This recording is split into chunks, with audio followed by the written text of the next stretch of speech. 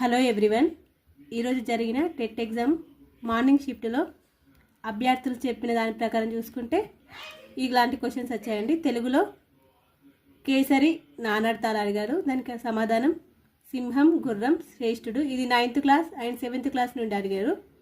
తర్వాత ఆకాశం పర్యాయ పదాలు అడిగారు. దీనికి సమాధానం నింగి గగనం మిన్ను అంబరం లాంటి పర్యాయ పదాలు అయితే ఆకాశానికి. ఇది కూడా 9th క్లాస్ నుండి క్వశ్చన్. తర్వాత ఉత్పలమాల యతిస్థానం అడిగారు. ఉత్పలమాల యొక్క యతిస్థానం 10. ఇది 8th క్లాస్ నుండి అడిగారు ఈ క్వశ్చన్. తర్వాత నా గొడవ ఎవరి రచన అని అడిగారు. కాళోజీ నారాయణరావు. ఇది కూడా 9th క్లాస్ క్వశ్చన్. జయములేలు సంధి ఉత్వ సంధి. ఇది కూడా 9th క్లాస్ నుండి రావడం జరిగింది. మామిళ్ళ రామారావు బిరుదు అభినవ కాళిదాసు. మంజీరా ఏ ప్రక్రియకు చెందినది? ఇది గేయ ప్రక్రియకు చెందినది. ఇది కూడా 9th క్లాస్ నుండి అడిగారు. నెక్స్ట్ పద్యము ఆరంభింపరు నీచ మానవులు అనే పద్యాన్ని ఇచ్చారు. పద్యం అందరు కూడా చేయగలంత ఈజీగా ఉందండి. పద్యము అండ్ గద్యం చాలా ఈజీ క్వశ్చన్స్ ఇచ్చారు. ఇచ్చా పదానికి అర్థం కోరిక. ఇది కూడా 9th క్లాస్లో ఉంది.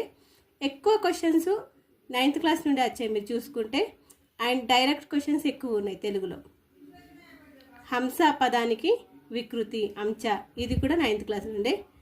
వేడిగాలి కవితా సంకలనాన్ని రాసింది ఎవరు? సాలంద్ర లక్ష్మీనారాయణ. ఇది కూడా 9th క్లాస్ క్వశ్చనే. విద్యాదానం ఏ సమాసం? రూపక సమాసం. 9th class question.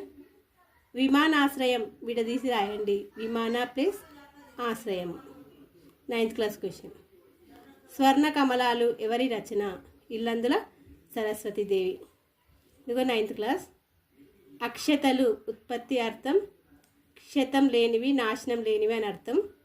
ఇది కూడా 9th క్లాస్ నుండి ఇచ్చింది. నెక్స్ట్ జల్ జంగన్ జమీన్ నినాదాన్ని ఇచ్చింది ఎవరు? కొమరం భీం. గోల్కొండ కవుల సంచిక ఎవరి రచన? సురవరం ప్రతాపరెడ్డి. ఎక్కువ క్వశ్చన్స్ తెలుగులో చూసుకుంటే అన్నీ 9th క్లాస్ నుండి అడగడం జరిగింది. కొన్ని మాత్రమే వేరే దాని నుండి అడిగింది. తర్వాత గంగిరెద్దు ఎవరి రచన? పల్ల దుర్గయ్య. ఇది 6th క్లాస్ క్వశ్చన్.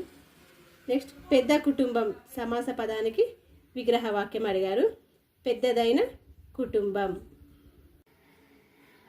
సైకాలజీ నుండి శైశవ దశ పూర్వ బాల్య దశ లక్షణాలు అడిగారు. తారండైక్ సిద్ధాంత నియమం అడిగారు. అలాగే అంతర్దృష్టి అభ్యసన నియమం గురించి స్కిన్నర్ బండూరా పియాజే వైగెట్స్కి వీటి గురించి జతపరచడం అడిగారు. తర్వాత మదింపు నుండి క్వశ్చన్స్ అడిగారు. అలాగే మ్యాథ్స్లో సమాంతర చతుర్భుజం ఎత్తు నుండి ఒక ప్రశ్న అడిగారు. 240 540 900 కాసాగు అని ఒక ప్రశ్న కూడా అడిగారంట. తర్వాత 16 మరియు 53 మధ్య సంయుక్త ప్రధాన సంఖ్యల భేదం అనే క్వశ్చన్ కూడా అడిగారు. నెక్స్ట్ స్తూపం యొక్క ఘన పరిమాణం నుండి కూడా ఒక ప్రశ్న అడగడం జరిగింది. తర్వాత సంభావ్యత నుండి కూడా ఒక క్వశ్చన్ జరగడం జరిగింది మ్యాథ్స్లో. Next sin 30 plus cos 30 cos 60 minus cos 30 plus sin 60 is equal 1 minus √3. ఈ క్వశ్చన్ కూడా అడగడం జరిగింది. తర్వాత 0.04 by 0.16 plus 0.16 by 0.14 whole square ఇలాంటి క్వశ్చన్ కూడా అడిగారట. తర్వాత సగటు నుండి ఒక ప్రశ్న రావడం జరిగింది.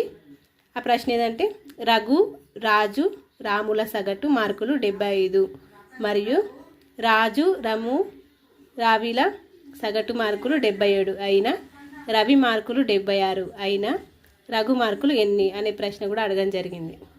అలాగే సైన్స్ నుండి చూసుకుంటే కనుక బాలికల్లో ద్వితీయ లైంగిక హార్మోన్ల గురించి అడిగారు. అలాగే హై బీపీ నివారణలో ఉపయోగించే ఆల్కలాయిడ్ గురించి. ఎక్కువ క్వశ్చన్స్ సైన్స్లో ఫిజిక్స్ నుండి వచ్చాయండి. ఫిజిక్స్ చాలా డిఫికల్ట్గా ఉంది. సెకండ్ షిఫ్ట్ అడిగిన కొన్ని ప్రశ్నలు చూద్దాం.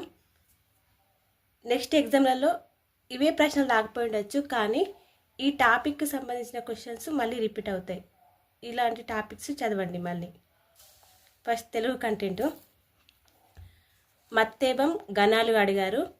దానికి ఆన్సర్ సబరణ మాయవ. గౌరవం వికృతి అడిగారు. గారువం.